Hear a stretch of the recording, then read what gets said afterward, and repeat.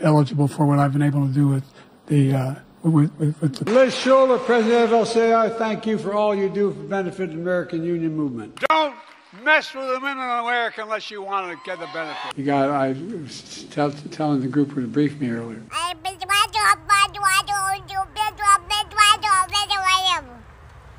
Yeah, you don't say. What's on, everyone? Jeremy here from The Quartering. This is, I mean, I continue to warn people that giving up the power that comes with the presidency in the United States, just like it probably would in any other nation, seems almost impossible to do for any human being, given that, you know, that level of power is rarely given up. We see these old, you know, million-year-old politicians still, you know, not vacating their posts willingly till the very bitter end. Just ask Ruth Bader Ginsburg or Mad Maxine Waters or Nancy Pelosi or Dianne Feinstein, or any of these, Mitch McConnell. You know, these people are having like serious health issues and they're not giving up their position.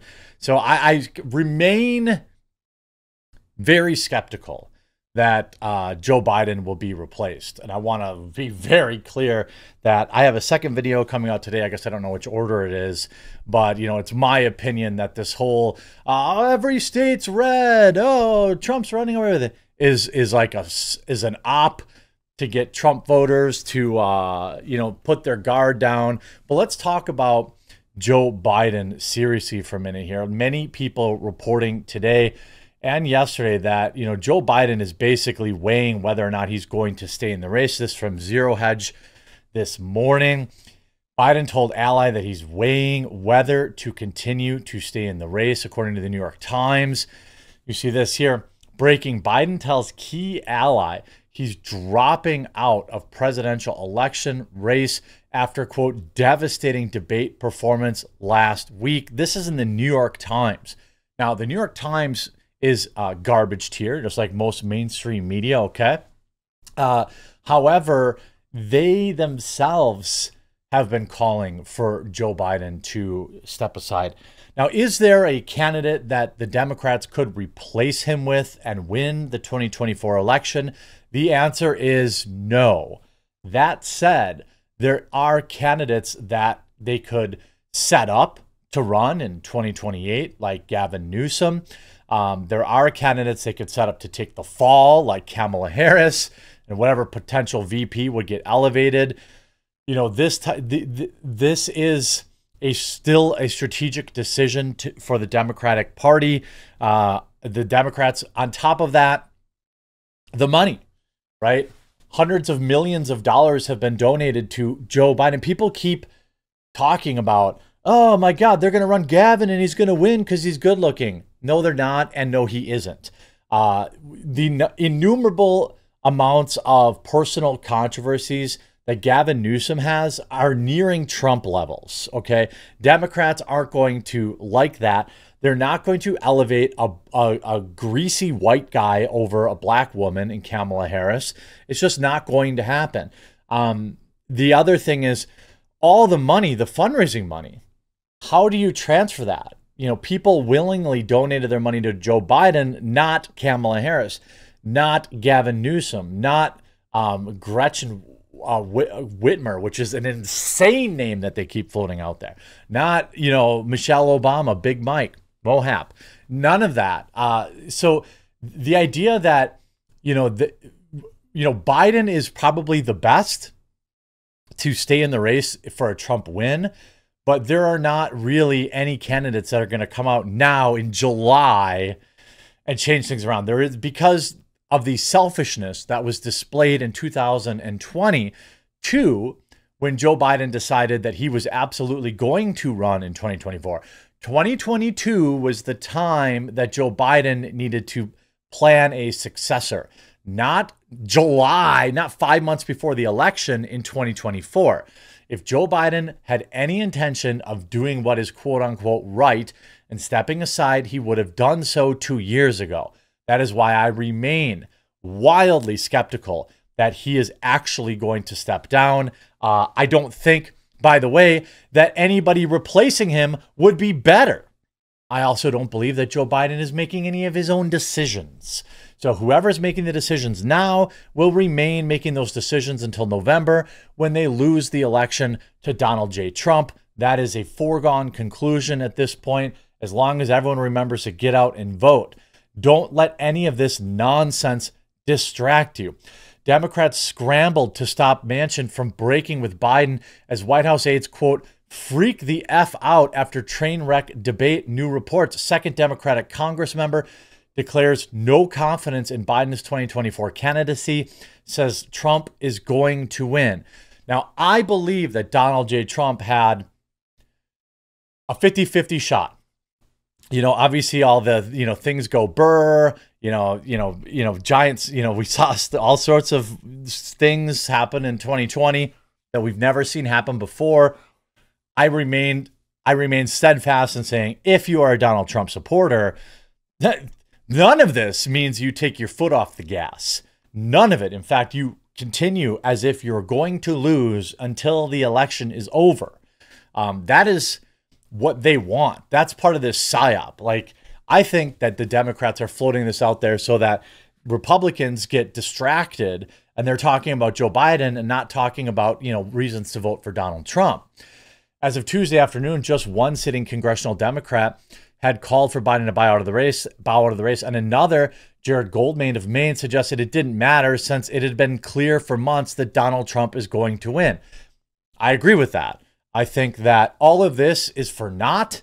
I could point out innumerable reasons why I believe that Donald Trump was going to win in fall. Obviously, they tried everything they could to stop him because they knew a year ago that he was going to defeat them. That's why, in my opinion, the hush money trial came up, and the real estate trial, and the RICO case in Georgia, and Jack Smith's case, which have all now collapsed or gone away. Trump will have to pay a little bit of money. They've already moved his sentencing back, so now he has a clear path to the RNC convention, where I will be interviewing him, hopefully. I think I might get a minute or two, so that'll be an interesting thing. Biden's poor performance in the debate was not a surprise, Golden wrote. It also didn't rattle me as it is others because the outcome of this election had been clear to me for months. While I don't plan to vote for him, Donald Trump is going to win, and I'm okay with that. Here's what a lot of individuals need to know, too. When you cast your vote, I'm sure there are Republicans that did this too, right? The uniparty is real. The